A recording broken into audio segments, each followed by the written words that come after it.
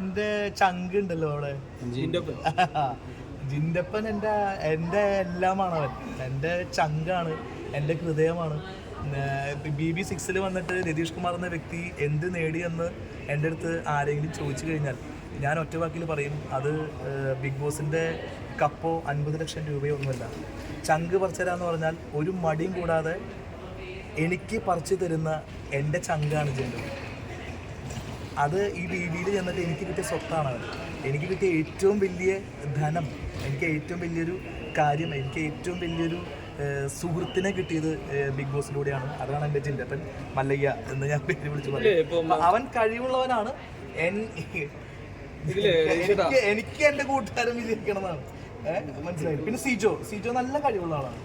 അപ്പോൾ എൻ്റെ ആഗ്രഹം ജിൻഡപ്പൻ വരണം, അല്ലെങ്കിൽ സിജോ, ഇവർ രണ്ടുപേരും ലാലേട്ട കൈ പിടിച്ച് വരണം എന്നൊക്കെയാണ് നമ്മുടെ ആഗ്രഹമൊന്നുമല്ല. അതൊക്കെ മാറ്റിപ്പിടിക്കലും പിന്നെ മാത്രമല്ല അൺപ്രഡിക്റ്റബിൾ ആണ് ബിഗ് ബോസ് ഷോ. ഇനിയുണ്ട് 44 ദിവസം എത്രയും ഉണ്ട്. അപ്പോൾ ഇനിയും മാറ്റി പിടിക്കാം. ഞാൻ പറഞ്ഞില്ല 7 ദിവസം കൊണ്ട് എനിക്ക് എന്തൊക്കെ ചെയ്യാൻ പറ്റി. പിന്നെ കുറേ ആൾക്കാർ നിങ്ങൾ കണ്ടതല്ലേ, അതായത് അപ്സര എൻ്റെ അടുത്ത് മനസ്സ് തുറന്നിട്ട് ആ കുട്ടി എൻ്റെ അടുത്ത് സംസാരിച്ചിട്ടുണ്ടായിരുന്നു. പിന്നെ റസ്മിൻ്റെ അടുത്ത് സംസാരിച്ചിട്ടുണ്ടായിരുന്നു ഫസ്റ്റ് തന്നെ. അങ്ങനെ എല്ലാവരും ഒരുവിധ ആൾക്കാരുടെയൊക്കെ സങ്കടം ഞാൻ കേട്ടു. എനിക്ക് ഭയങ്കരമായിട്ട് ടച്ചിങ് ആയിട്ട് തോന്നുന്ന അപ്സരയുടെ അപ്സര ഒരു കൂടപ്പറപ്പിനോട് പറയുന്ന പോലെ എൻ്റെ അടുത്ത് എല്ലാ കാര്യങ്ങളും പറഞ്ഞു എന്നുള്ളതാണ്. ആ കുട്ടി അത്രയും ഞാൻ വലിയ കുറേ കാര്യങ്ങൾ ആ കുട്ടി ഇത്രയും ഒരു ചെറു പ്രായത്തിനുള്ള അത്രയും വലിയ കാര്യങ്ങളൊക്കെ ഫേസ് ചെയ്തു എന്ന് പറയുമ്പോൾ നമ്മളൊക്കെ ഈ പ്രശ്നങ്ങളൊന്നും ഒന്നിലിടും. അപ്പോൾ അപ്സര വളരെ നല്ല രീതിയിൽ എൻ്റെ അടുത്ത് സംസാരിച്ചു. അപ്സരയുടെ കുറേ വിഷമങ്ങൾ എൻ്റെ അടുത്ത് പങ്കിട്ടു. അപ്സര മാത്രമല്ല, ഒരുവിധം എല്ലാവരും സംസാരിച്ചു. സന്തോഷമായാലും സങ്കടമായാലും അവരൊക്കെ സംസാരിച്ചിട്ടുണ്ട്. കുറച്ചുകൂടി ടച്ചിങ് ആയിട്ട് ഫീൽ ചെയ്തത് എനിക്ക് അപ്സരയുടെ ഗബ്രീനെ വീണ്ടും കണ്ടപ്പോൾ എന്താണ് തോന്നുന്നത്? ഗബ്രീനെ വീണ്ടും കണ്ടപ്പോൾ എന്ത് തോന്നാൻ, എനിക്ക് എൻ്റെ ഒരു പഴയൊരു അനിയനെ വീണ്ടും കണ്ട ഒരു ഫീല്. ജാസ്മിനെ കണ്ടപ്പോഴും ഒരു അനിയത്തിനെ വീണ്ടും കണ്ടൊരു ഫീല്. പക്ഷെ പ്രശ്നം എന്താ വെച്ച് കഴിഞ്ഞാൽ ഞാൻ അവിടെ ചെന്നപ്പോൾ എല്ലാ കണ്ടസ്റ്റൻറ്റിനും ഒരു ചെറിയൊരു കൺഫ്യൂഷൻസ് ഉണ്ടായിരുന്നു, ചെറിയൊരു പേടി പോലെയൊക്കെ ഉണ്ടായിരുന്നു. കാരണം ഞാൻ ഗെയിമറായിട്ടാണോ വന്നത്, അല്ലെങ്കിൽ ഞാനിനി അവിടെ തുടരൂ, അങ്ങനെ ഒരു കൺഫ്യൂഷൻസ് അവർക്കുണ്ടായിരുന്നു. അപ്പോൾ അവർ ഞാനായിട്ട് അടുത്ത് ഇടപഴകാൻ ഭയങ്കര ഒന്ന് മാറി നിൽക്കുകയായിരുന്നു അവർ എല്ലാവരും. ഞാൻ അങ്ങോട്ട് കയറിയിട്ടാണ് സംസാരിക്കേണ്ടായിരുന്നത്. കാരണം അവർക്ക് ഇത് വ്യക്തമായിട്ടുള്ളൊരു ധാരണയില്ല. അവർ ഉള്ളിൽ നിൽക്കുന്ന ആൾക്കാരാണല്ലോ. അപ്പം ഞാൻ എങ്ങനെയാണ് തിരിച്ചു വന്നിരിക്കുന്നതെന്ന് അവർക്കും ഒരു വ്യക്തമായിട്ട് ധാരണ. മറ്റേ ബിഗ് ബോസ് പറയുന്നുണ്ട് ഞാനൊരു അതിഥിയാണ്. ഞാനും പറയുന്നുണ്ട് ഞാൻ കുറച്ച് ദിവസമേ നിങ്ങളുടെ അടുത്ത് കാണൂ. അപ്പോൾ നിങ്ങൾ എന്താ വെച്ച് കഴിഞ്ഞാൽ അത് രസം എന്താ വെച്ച് കഴിഞ്ഞാൽ ഇത്രയും ഞാൻ ആദ്യത്തെ ആഴ്ചക്ക് ഇത്രയും നിങ്ങൾക്ക് കണ്ടതല്ലേ, എൻ്റെ കളികൾ കണ്ടതല്ലേ, അങ്ങനെ ഒരു 6 കളി കളിച്ച് എന്നെ തന്നെ ഇവരുടെ സങ്കടം കേൾക്കാൻ വേണ്ടി വിളിച്ചപ്പോൾ എനിക്കും കൺഫ്യൂഷനായി. അപ്പോൾ ഞാൻ എന്നെ തന്നെയാണ് വിളിച്ചത്. ഈ ട്രാക്ക് ആണെങ്കിൽ ശരിക്കും ആദ്യം ഔട്ടാതെ നിന്ന് പോയി എന്ന് തോന്നിയില്ലേ? പക്ഷെ ഞാൻ പറയട്ടെ, ഞാൻ ഈ ട്രാക്ക് ആണെങ്കിൽ എനിക്ക് തോന്നുന്നു ആദ്യത്തെ ട്രാക്ക് പിടിച്ചപ്പോൾ ഒരാഴ്ച ഫുള്ള് നിറഞ്ഞ് ഞാൻ നിന്നിരുന്നു. നിങ്ങളെല്ലാവരും നിറഞ്ഞ് കണ്ടിരുന്നു. അത് കാരണമാണ് ആദ്യത്തെ ട്രാക്ക് ഞാൻ പിടിച്ച് ഞാൻ എവിക്റ്റായി പോയപ്പോൾ അത് കാരണമാണ് എനിക്ക് ഇപ്പോൾ ഒരു അതിഥിയായിട്ട് തന്നെ വിളിച്ചത്. ആദ്യത്തെ ആഴ്ച ഞാൻ ഒരു വളരെ കാം ആൻഡ് ക്വൈറ്റ് ആയിട്ട് കളിച്ചു കഴിഞ്ഞാൽ ടെലികാസ്റ്റിങ്ങിനൊന്നും വരില്ലായിരുന്നു. അപ്പോൾ എന്നെ ഈ അതിഥിയായിട്ട് വിളിക്കില്ല എന്നാണ് എനിക്ക് തോന്നുന്നത്. അപ്പോൾ എനിക്കിപ്പോൾ തോന്നുന്നു ആദ്യത്തെ ആഴ്ച അങ്ങനെ കളിച്ചത് നന്നായി. ആദ്യത്തെ ആഴ്ച അങ്ങനെ കളിച്ച കാരണം നാട്ടുകാർ അറിഞ്ഞു എങ്ങനെയായാലും എല്ലാ തരത്തിലുള്ള ഗെയിംസ് എനിക്ക് കളിക്കാൻ പറ്റുമെന്ന്. വയലൻസ് ആയാലും ഹ്യൂമറായാലും എല്ലാ തരത്തിലും ഗെയിം എനിക്ക് കളിക്കാൻ പറ്റുമെന്ന് അവർക്ക് ഞാൻ മനസ്സിലാക്കി കൊടുത്തു. ആദ്യത്തെ ആഴ്ച അങ്ങനെ കളിച്ചുകൊണ്ടാണ് എന്നെ അതിഥിയായിട്ട് ഈ ആഴ്ച വിളിച്ചത്. ഇനി ഈ കളി ഞാൻ ആദ്യത്തെ ആഴ്ച കളിച്ചു കഴിഞ്ഞാൽ ടെലികാസ്റ്റിങ്ങിൽ ഒരാഴ്ച ഫുള്ള് ഞാൻ വരില്ലായിരുന്നു. ഷഫിൾ ചെയ്ത് കുറച്ചായിട്ട് വരും. അതെനിക്ക് താല്പര്യമില്ല. കാരണം ഞാൻ 100% കൊടുത്ത് ഡെഡിക്കേറ്റഡോടുകൂടി കളിക്കുന്ന ഒരാളാണ്. 100%. അതായത് എൻ്റെ മനസ്സിൽ ഞാൻ എല്ലാ ദിവസവും വരണം. അതിനുള്ള കണ്ടന്റുകൾ ഞാൻ തന്നെ ക്രിയേറ്റ് ചെയ്തുണ്ടാക്കിയിരുന്നു. അപ്പോൾ ആ കളി എനിക്ക് ഇത്തവണ കളിക്കാൻ പറ്റിയില്ല. എന്നാലും ഞാൻ വന്നിട്ടുണ്ടായിരുന്നു. ഇത്തവണ വന്നിട്ടുണ്ടായിരുന്നില്ല. ഏത് കളിയാണ് നിങ്ങൾക്ക് ഇഷ്ടമായത്? ആദ്യത്തെ കളിയാണോ ഈ കളിയാണോ ഇഷ്ടമായത്? അതൊന്ന് പറയുന്നുണ്ട്. അല്ല, ഈ കളിയാണെങ്കിൽ കുറച്ചുകൂടി നിന്ന് പോകാൻ തോന്നി. ഈ കളിയാണെങ്കിൽ അല്ലേ? പക്ഷെ ടെലികാസ്റ്റിംഗ് അധികം ഉണ്ടായിരുന്നു. പിന്നെ ചേട്ടാ, ഇപ്പൊ അതിൽ ഏറ്റവും പ്രധാനമായിട്ട് വിവാദങ്ങൾ വരുന്നുണ്ട്, പ്രശ്നങ്ങൾ വരുന്നുണ്ട്. ജാസ്മിൻ ഗബ്രി ഇവർ തമ്മിൽ എന്താണ് എന്ന് പുറത്തുള്ള ആൾക്കാർക്ക് സംശയമുണ്ട്. പറയാം എന്താണ് സംഭവം. അവിടെ നിന്നിട്ട് ചേട്ടൻ എന്താണ് ശരിക്കും മനസ്സിലായത്? പ്രണയമാണോ, അത് ചാറ്റർജി ആണോ, ഇവർ നേരത്തെ തുടങ്ങിയ പരിപാടിയാണോ? ഞാൻ പറഞ്ഞോട്ടെ, ഗബ്രി പുറത്തേക്ക് ഇറങ്ങി. ഗബ്രിയുടെ അടുത്ത് നിങ്ങളെല്ലാവരും ചോദിച്ചിട്ടുണ്ടാവും എൻ്റെ അടുത്ത് ചോദിക്കുന്നതായിട്ടുള്ള നല്ലത് ഗബ്രി അടുത്ത് നേരിട്ട് ചോദിക്കുക, അതാണ് നല്ലത്. ഞാൻ ഇത്തവണ അവിടെ ചെന്നിട്ട് ഞാൻ ചെറിയ തോതിൽ അവർക്ക് ചെറിയ വിഷമം ഉണ്ടായിരുന്നു തോന്നുന്നു. കാരണം എന്ന് വെച്ചാൽ ഞാൻ സംസാരിച്ചിട്ടുണ്ടായിരുന്നു അവരുടെ അടുത്ത്. അപ്പോൾ അതിൻ്റെ പേരിൽ ചെറിയ ചെറിയ കുട്ടി പ്രശ്നങ്ങൾ ഗബ്രി ജാസ്മിൻ ഞാനായിട്ട് ഉണ്ടായിട്ടുണ്ടായിരുന്നു. കുട്ടി പ്രശ്നങ്ങൾ അത് തീർന്നു കേട്ടോ. ഗബ്രി പറഞ്ഞ പോലെ സ്റ്റേജിൽ ആ പയ്യൻ അത്രയും നന്നായിട്ട് സംസാരിച്ചത് അല്ലേ. അതായത് എൻ്റെ പോലെ തന്നെ ഞാൻ പറഞ്ഞ പോലെ തന്നെ, അതായത് ഗെയിം അവിടെ വിട്ടു, ഗെയിം എവിക്റ്റ് ആവണോട് കൂടിയിട്ട് ഗെയിം അവിടെ വിട്ടിട്ടാണ് ഗബ്രി പോയതെന്ന് പറഞ്ഞു. ഞാൻ അങ്ങനെ തന്നെ പറഞ്ഞിട്ടുണ്ടായിരുന്നു, എവിക്റ്റ് ആയതിനോട് കൂടി ഗെയിം അവിടെ വിട്ടിട്ടാണ് പോയത്. അപ്പോൾ ജാസ്മിൻ ഗബ്രി വിഷയം അത് ഗബ്രിയോട് ചോദിക്കുകയാണ് നല്ലത്. എൻ്റെ അടുത്ത് ചോദിച്ചു കഴിഞ്ഞാൽ അതിനൊരു ഉത്തരം എനിക്ക് ഒരിക്കലും തരാൻ പറ്റില്ല. ഞാൻ ഇത്തവണ ഞാൻ പോയിട്ട് ഞാൻ എൻ്റേതായിട്ടുള്ള കാര്യങ്ങൾ ഞാൻ പറഞ്ഞിരുന്നു. അത് അവർക്ക് ഇഷ്ടപ്പെടാതെ വന്നപ്പോൾ ചെറിയ തരത്തിലുള്ള അവസരം ഉണ്ടായിട്ടുണ്ടായിരുന്നു. അത് നിങ്ങൾ എല്ലാവരും പറഞ്ഞായിരുന്നു, ഞാനൊരു ഗെയിമറാണ് ഈ ജാസ്മിനെ പറപ്പിച്ചതെന്ന് പറഞ്ഞായിരുന്നു. ഞാൻ പറപ്പിക്കും. അതിപ്പോൾ ഞാൻ ഗെയിമർ ആക്കി കഴിഞ്ഞാൽ, കാരണം എന്താ വെച്ച് കഴിഞ്ഞാൽ നമ്മൾ പറയുന്ന ഇപ്പോൾ ജാസ്മിൻ എന്താ വെച്ച് കഴിഞ്ഞാൽ നമ്മളിപ്പോൾ തൻ്റെ ഒരു കാര്യം, ഞാൻ അങ്ങനെയാണ്, എൻ്റെ ഒരു നെഗറ്റീവ് എന്തെങ്കിലും ഉണ്ടെങ്കിൽ ഇപ്പം ഞാനൊരു ഉദാഹരണം പറയാം. 7 ദിവസം കഴിഞ്ഞിട്ട് ഔട്ടായ ഒരാളാണ് ഞാൻ കരുതുന്നത് ഒരാഴ്ചയും കൂടി അല്ലെങ്കിൽ 2 ആഴ്ചയും കൂടി അല്ലെങ്കിൽ 3 ആഴ്ചക്ക് കിട്ടിക്കഴിഞ്ഞാൽ ഇതേപോലെ പുറത്തുനിന്ന് ആൾക്കാർ വരുമ്പോൾ എന്തോരം ക്ലൂസ് അവർ കൊടുക്കും. എനിക്ക് അങ്ങനെ വല്ല ക്ലൂസ്, എൻ്റെ ഗെയിം ശരിയായ രീതിയിലല്ല, വയലൻസ് കുറച്ച് കൂടുതലാണ്, കുറച്ചൊന്നും മിതമാക്കി എടുക്കണമെന്ന് എനിക്ക് പറഞ്ഞു തരാൻ പുറത്തുനിന്ന് വന്ന ആൾക്കാർ കേട്ടോ. ഉള്ളിലുള്ള ആൾക്കാർ എന്ത് പറഞ്ഞാലും ഞാൻ കേൾക്കില്ല, കാരണം വെച്ച് കഴിഞ്ഞാൽ ഉള്ളിലുള്ള ആളല്ലേ. അപ്പം ഞാൻ ഒന്നുകൂടി ആലോചിച്ച് ചെയ്യും. പുറത്തുനിന്ന് വന്ന ആൾക്കാർ അങ്ങനെ പറഞ്ഞു കഴിഞ്ഞാൽ അത് ഞാൻ മനസ്സിൽ, കാരണം പുറത്തുനിന്ന് കളി കണ്ടു വന്ന ആൾക്കാരാണ്. അപ്പോൾ അവർ പറഞ്ഞാൽ എന്തെങ്കിലും ഒരു കാര്യമില്ലെന്ന് ഞാൻ വിചാരിച്ച് ഞാൻ എൻ്റെ ഗെയിം അവിടെ വേറെ രീതിയിലേക്ക് വിട്ടേനെ. കാരണം ഞാൻ ആദ്യത്തെ ആഴ്ച ഞാൻ എൻ്റെ ഗെയിം ഞാൻ തന്നെ മനസ്സിലാക്കിയിരുന്നു. അത് കാരണം ഹ്യൂമർ ട്രാക്ക് ഞാൻ പിടിച്ചിട്ടുണ്ടായിരുന്നത്. നിങ്ങൾക്ക് എല്ലാവർക്കും അറിയാം, അവസാനത്തെ ജയിൽ ടാസ്ക് ഒക്കെ ഭയങ്കര സംഭവമായിരുന്നു. അതായത് അത് ഹ്യൂമർ ട്രാക്ക് പിടിച്ചതാണ്. അപ്പോൾ അതേപോലെ തന്നെ ഞാൻ ഒരു കാര്യം ഞാൻ ഇവരോട് 2 പേരോടും പറഞ്ഞു.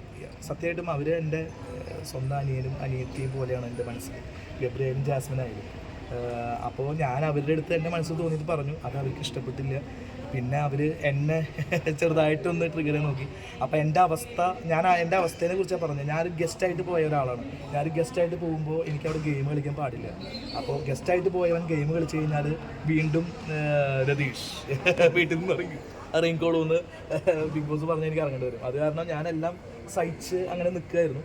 അതായത് സഹിച്ചു എന്ന് പറഞ്ഞാൽ അങ്ങനെ സഹിക്കാൻ മാത്രം ഒന്നും ഉണ്ടായിട്ടൊന്നുമില്ല, എന്നാലും ചെറിയ ചെറിയ കാര്യങ്ങൾ പറയുമ്പോൾ എന്നെ പ്രൊവോക്ക് ചെയ്യാൻ നോക്കുമ്പോൾ ഞാൻ പ്രൊവോക്ഡ് അവിടെ നിൽക്കായിരുന്നു. പക്ഷെ ഇത് ഞാൻ പറഞ്ഞിട്ടുണ്ടായിരുന്നതാണ്. കാരണം ഗെയിമർ എന്ന പരിവേഷം കഴിഞ്ഞ്, അതിഥി എന്ന പരിവേഷം കഴിഞ്ഞ് ഗെയിമർ എന്ന വേഷം ഞാൻ എടുത്തണിയുമ്പോൾ ഞാൻ അവിടെ ഗെയിം സ്റ്റാർട്ട് ചെയ്യും. എൻ്റെ ഗെയിമിലെ ആദ്യത്തെ അര ജാസ്മിൻ തന്നെയായിരിക്കും, അവളെ ഞാൻ പൂട്ടും എന്ന് ഞാൻ പറഞ്ഞിരുന്നു. ഞാൻ ജിൻഡപ്പൻ്റെ അടുത്താണ് പറഞ്ഞത്. ഞാനത് പൂട്ടും, ഞാനത് കറക്റ്റായിട്ട് ഞാൻ കളിക്കും. എൻ്റെ കളിയും അങ്ങനെ തന്നെയായിരുന്നു. ഞാൻ അവളെ ശരിക്കും ജാസ്മിനെ വട്ടം കറങ്ങാനുള്ള പരിപാടിയായിരുന്നു ഗെയിം കളിച്ചിട്ട്. പക്ഷെ അതൊന്നും നടന്നില്ല നമ്മൾ. പക്ഷെ ഞാൻ വേറെ കാര്യം പറയട്ടെ, ഗബ്രി ഒരു നല്ല ഒരു പേഴ്സണാണ്, ജാസ്മിൻ ഒരു നല്ല പേഴ്സണാണ്. എല്ലാം ഗെയിമിൻ്റെ ഭാഗമാണെന്നാണ് എനിക്ക് ഫീൽ ചെയ്തത്. എനിക്കറിയില്ല, ഗബ്രി ഇപ്പോൾ പുറത്തേക്ക് ഇറങ്ങി, അവൻ വെൽ സെഡ്, എല്ലാവരുടെ അടുത്തും നല്ല രീതിയിൽ സംസാരിക്കുന്നുണ്ട്. അപ്പോൾ അതിനെക്കുറിച്ച് ഡീറ്റെയിൽ ആയിട്ട് അവനാണ് പറയാം. എനിക്കുണ്ടായ അനുഭവമാണ് ഞാൻ പറഞ്ഞത് കേട്ടോ. എനിക്കിപ്പോൾ നിങ്ങൾ കണ്ടത് അത് ഞാൻ അങ്ങോട്ട് എൻ്റെ അഭിപ്രായം പറഞ്ഞതിൻ്റെ ഇതിൽ അവർക്കത് എടുക്കാൻ ആക്സെപ്റ്റ് ചെയ്യാൻ പറ്റാത്തൊരു കണ്ടീഷൻ വന്നപ്പോൾ അത് അതിൻ്റെ ഉള്ളിലാണ് നിൽക്കുന്നത്. ഇപ്പോൾ ഗബ്രിക്ക് അങ്ങനെ ഒരു ഇത് ഉണ്ടാവില്ല, എൻ്റെ അടുത്ത് അങ്ങനെ ഒരു വിരോധം ഉണ്ടാവില്ല. അതിൻ്റെ ഉള്ളിൽ നിൽക്കുമ്പോൾ അവർ ഗെയിമർ, ഞാൻ അതിഥിയാണ്. അപ്പോൾ ഇയാൾ ആരാണ് അങ്ങനെ പറയാമെന്നുള്ളൊരു ധാരണയിലായിരിക്കാം എൻ്റെ അടുത്ത് അങ്ങനെ പറഞ്ഞിട്ടുണ്ടാവുക. അപ്പോൾ ജാസ്മിൻ ഒരു കാര്യം പറഞ്ഞത് എനിക്ക് ഭയങ്കരമായിട്ട് ഒരു ചെറുതായിട്ട് വിഷമമായി. അപ്പോൾ എൻ്റെ ഒരു അവസ്ഥ നിങ്ങൾ ആലോചിച്ച് നോക്കണം. ഞാൻ അങ്ങനെ ഗെയിം കളിച്ച ഒരാളാണ്. ആ ആൾക്ക് ഒന്നും പറയാൻ പറ്റാത്തൊരു അവസ്ഥ എന്ന് പറയുമ്പോൾ അത് വലിയൊരു അവസ്ഥയാണ്. അല്ല, ഇതിനകത്ത് ശരിക്കും പുറത്തുള്ള ആൾക്കാർ സംശയിക്കുന്നുണ്ട്, ഫേവറിസം കാണിക്കുന്നുണ്ടോ ജാസ്മിന് വേണ്ടി? ജാസ്മിന് ഒരു കപ്പ് എന്നാണോ ശരിക്കും ഏഷ്യാനെറ്റ് ചെയ്യണമെന്നൊരു സംശയം? അങ്ങനെയൊന്നും വിചാരിച്ചാലൊന്നും ആർക്കും അങ്ങനെ കപ്പ് നോക്കാൻ പറ്റില്ല. ഏഷ്യാനെറ്റ്, എൻ്റെ അഭിപ്രായത്തിൽ ഏഷ്യാനെറ്റ് അങ്ങനെ ഒരു ഫേവറിസം കാണിക്കുന്നതായിട്ട് എനിക്ക് തോന്നിയിട്ടില്ല. ഞാൻ അവിടെ കുറച്ച് ദിവസം മാത്രമേ നിന്നിട്ടുള്ളൂ. അത് എനിക്ക് തോന്നിയിട്ടില്ല അങ്ങനെ ഒരു ഫേവറിസം കാട്ടിയിട്ട്. നിങ്ങൾ ജനങ്ങളെ പറ്റിക്കാൻ പറ്റും. ജനങ്ങളല്ല എല്ലാം തീരുമാനിക്കുന്നത്. ഏഷ്യാനെറ്റ് ജനങ്ങളുടെ കൂടെയാണ് കേട്ടോ. ഏഷ്യാനെറ്റ് ബിഗ് ബോസ് ടീം ജനങ്ങളുടെ കൂടിയാണ്. അവർക്കെതിരെയൊക്കെ ഇപ്പോൾ അഖിൽമാരാറിനൊക്കെ പ്രസ്താവനകളൊക്കെ വന്നിട്ടുണ്ട്. എനിക്കറിയില്ല, വന്നിട്ടുണ്ടായിരുന്നു ഭയങ്കരമായിട്ട് വന്നിട്ടുണ്ട്. അത് ഞാൻ പോയപ്പോഴാണ്, ഞാൻ ഇപ്പോൾ പോയിട്ട് ഒരാഴ്ച ആയിട്ടുള്ളൂ. ഇതിന്റെ ഇടയിൽ ഒരുപാട് പ്രശ്നങ്ങൾ നടക്കും. അതെ, എനിക്കറിയില്ല. ഞാനിപ്പോൾ ആ പ്രസ്താവനകളൊന്നും എനിക്കറിയില്ല. ഞാനിപ്പോൾ വന്നിറങ്ങിയിട്ടുള്ളൂ, നിങ്ങൾക്ക് എല്ലാവർക്കും അറിയാലോ. ഞാൻ സോഷ്യൽ മീഡിയ ഒന്നും ഞാൻ ഓപ്പൺ ചെയ്തിട്ടില്ല. അപ്പോൾ ഏഷ്യാനെറ്റ് എന്നും ജനങ്ങളുടെ കൂടിയാണ്. ഏഷ്യാനെറ്റ് ഒരിക്കലും ആരെയും ചതിക്കാൻ വേണ്ടിയിട്ട് ഒന്നും ചെയ്യില്ല. പിന്നെ ഏഷ്യാനെറ്റ് എന്ന് പറഞ്ഞ ബിഗ് ബോസ് എന്ന് പറഞ്ഞ പ്ലാറ്റ്ഫോമിൽ വലിയൊരു വാതിൽ തുറന്ന് തന്നതാണ് എല്ലാവർക്കും. എനിക്കൊക്കെ വലിയൊരു വാതിലാണ് തുറന്നു തന്നത്. അത് കറക്റ്റായിട്ട് നമുക്ക് ഞാൻ യൂസ് ചെയ്യാൻ പറ്റുന്ന ഞാൻ യൂസ് ചെയ്തിട്ടൊക്കെ ഉണ്ട്. പിന്നെ അതൊക്കെ ജനങ്ങളുടെ കയ്യിലല്ലേ, അത് നമുക്കറിയില്ല. പക്ഷേ ഏഷ്യാനെറ്റ് റൈറ്റ് വേയിലാണ് പോകുന്നതാണ് എൻ്റെ അഭിപ്രായം. ബിഗ് ബോസ് ടീം അങ്ങനെ ഒരു ഫേവറേറ്റ്സ് ഒന്നും കാണിക്കുന്നില്ല. ഇപ്പം എൻ്റെ എനിക്ക് കപ്പടിക്കാൻ എല്ലാവർക്കും കഴിവുണ്ട്, എല്ലാവർക്കും കഴിവുള്ള ഒരാൾക്കാരാണ്. പിന്നെ ഞാൻ എൻ്റെ അതിനേക്കാൾ 100 മടങ്ങ് അവിടെയുള്ള ആൾക്കാർക്ക് ഇനിയും ചെയ്യാൻ പറ്റും. 7 ദിവസം കൊണ്ട് എല്ലാ ദിവസവും സ്ക്രീനിൽ എന്നെ കണ്ടു, നെഗറ്റീവ് ഒരു പോസിറ്റീവ്. നിങ്ങൾ കുറ്റം പറയാനാണെങ്കിലും നല്ലത് പറയാനാണെങ്കിലും അത് കണ്ടുകൊണ്ടാണല്ലോ ഈ കണ്ട ആൾക്കാർ എൻ്റെ അടുത്തേക്ക് വന്നത്. അപ്പോൾ അതേപോലെ ഒരു ഗെയിം ചേഞ്ച് ചെയ്യാൻ 7 ദിവസം മതി. ഇപ്പോൾ ഋഷി ക്യാപ്റ്റനാണ്, ഈ ഗെയിം ചേഞ്ച് ചെയ്യാൻ ഋഷി ഒരാൾ മതി. കാരണം വെച്ച് കഴിഞ്ഞാൽ ഋഷി സെൻസ് വെച്ചിട്ട് മൂവ് ചെയ്ത് കഴിഞ്ഞാൽ ഗെയിം അടുത്ത ആഴ്ച ചേഞ്ചായി. അപ്പോൾ അതാണ് വളരെ ചുരുക്കം ദിവസം മതി ഗെയിം ചേഞ്ച് ആവാൻ വേണ്ടിയിട്ട്. അപ്പോൾ ഞാൻ പറയുന്നത് എല്ലാവർക്കും നല്ല കഴിവുണ്ട്, അവിടുത്തെ കണ്ടസ്റ്റൻസിനും എല്ലാവർക്കും നല്ല കഴിവുള്ള ആൾക്കാരാണ്. അവർ ആ കഴിവ് റൈറ്റ് വഴിയിലേക്ക് അങ്ങോട്ട് ഉപയോഗിച്ചാൽ മതി. അവരെന്താ വെച്ച് കഴിഞ്ഞാൽ ഞാനൊക്കെ ഗെയിം തേടി പോകുന്ന ഒരാളായിരുന്നു, അവരവിടെ ഇരിക്കുകയാണ്. അതായത് ഇപ്പം അങ്ങനെയല്ലല്ലോ, നമ്മളൊരു കട ഒരു ബിസിനസ് സ്റ്റാർട്ട് ചെയ്ത് കഴിഞ്ഞാൽ പണ്ടൊക്കെ ആ പേര് വെച്ചിട്ട് ഇങ്ങനെ ഇരുന്ന് കഴിഞ്ഞാൽ നമുക്ക് കടയിൽ കച്ചവടം വരും. ഇപ്പം അങ്ങനെയല്ല, എത്ര പേരുണ്ടെങ്കിലും നമ്മൾ മുതലാളി നടക്കണം, പണിക്കാരെ അവിടെ എടുത്തിട്ട് ആ കടയിൽ മുതലാളി ഇങ്ങനെ ചുറ്റും നടക്കണം. അപ്പോഴാണ് ഇതിന് പബ്ലിസിറ്റി കിട്ടുള്ളൂ, അപ്പോഴാണ് കടയിലേക്ക് ആൾക്കാർ വരുള്ളൂ. അതേപോലെ എൻ്റെ കയ്യിൽ ഗെയിമറാണ് ഞാൻ, എൻ്റെ കയ്യിൽ ഗെയിമുണ്ട്, ഞാനവിടെ ഇരിക്കാം, എൻ്റെ ഗെയിം ഇങ്ങോട്ട് വന്നാണെങ്കിൽ കളിക്കാമെന്ന് ആലോചിച്ചിരുന്നൊരു കാര്യമില്ല. നമ്മൾ ഇറങ്ങിച്ചെല്ലണം. അത് ഇറങ്ങിച്ചെല്ലാൻ അവർക്ക് എന്താ വെച്ച് കഴിഞ്ഞാൽ അവർക്ക് എല്ലാവരും നല്ല കഴിവുള്ള ആൾക്കാരാണെങ്കിൽ കൂടിയും എല്ലാവരും ഒരു സേഫ്റ്റി ഒരു സാധനം എല്ലാവരും പക്ഷേ അതൊക്കെ പോയി.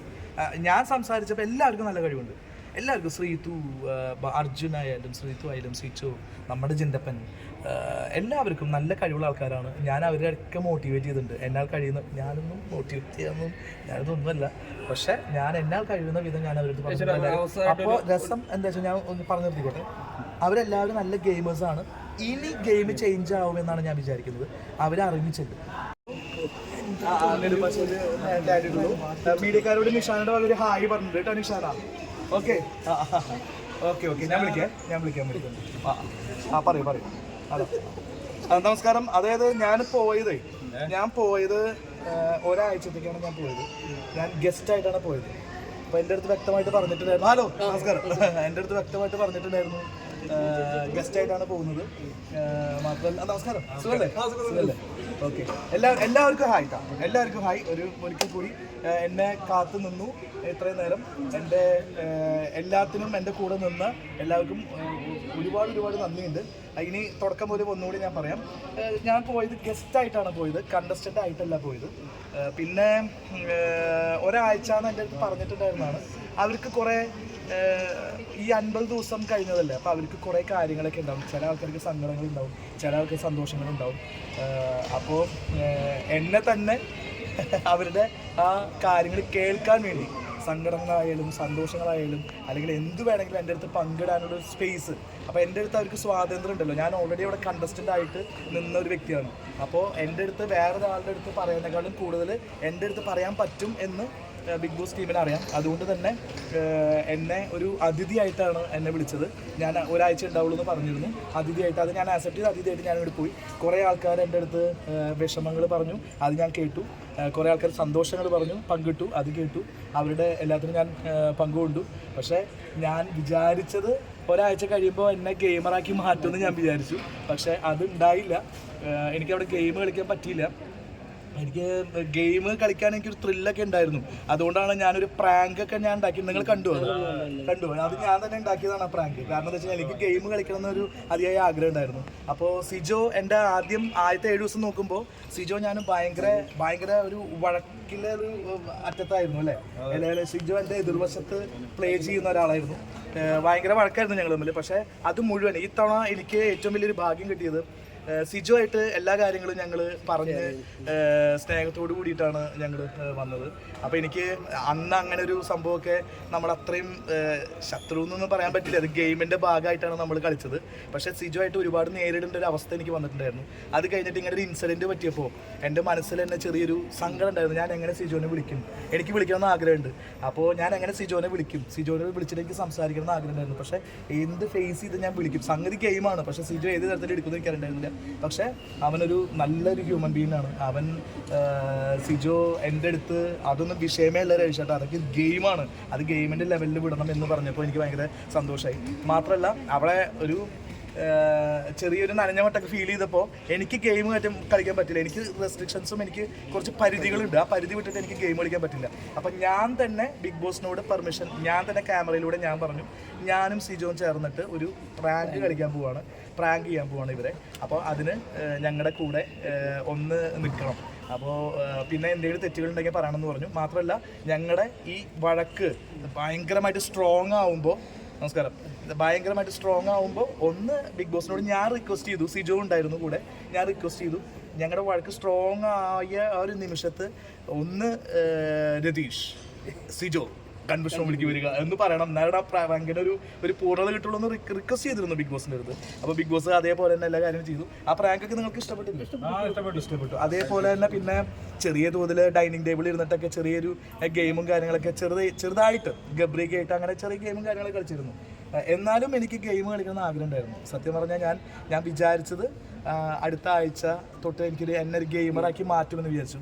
പക്ഷേ ഞാൻ ഒതുങ്ങിയിരുന്നതാണ്. കാരണം എനിക്കിങ്ങനെ ഒതുങ്ങിയിരിക്കാൻ ഇഷ്ടമല്ല. നിങ്ങൾക്ക് എല്ലാവർക്കും അറിയാലോ എൻ്റെ കയ്യിൽ ഒരുപാട് ഗെയിംസ് ഉണ്ട്. എനിക്ക് 7 ദിവസം മതി, ഒരാഴ്ച മതി, എനിക്ക് ചേഞ്ച് ചെയ്യാൻ പറ്റുമായിരുന്നു ഗെയിം. പക്ഷേ എനിക്ക് അതിനുള്ളൊരു അവസരം എനിക്ക് വന്നില്ല. കാരണം എനിക്ക് എന്നെ ഏൽപ്പിച്ച ജോലി ഞാൻ ഭംഗിയായിട്ട് ചെയ്തു. ഏറ്റവും കൂടുതൽ സങ്കടങ്ങൾ ആരാ പറഞ്ഞത് ശരിക്കും?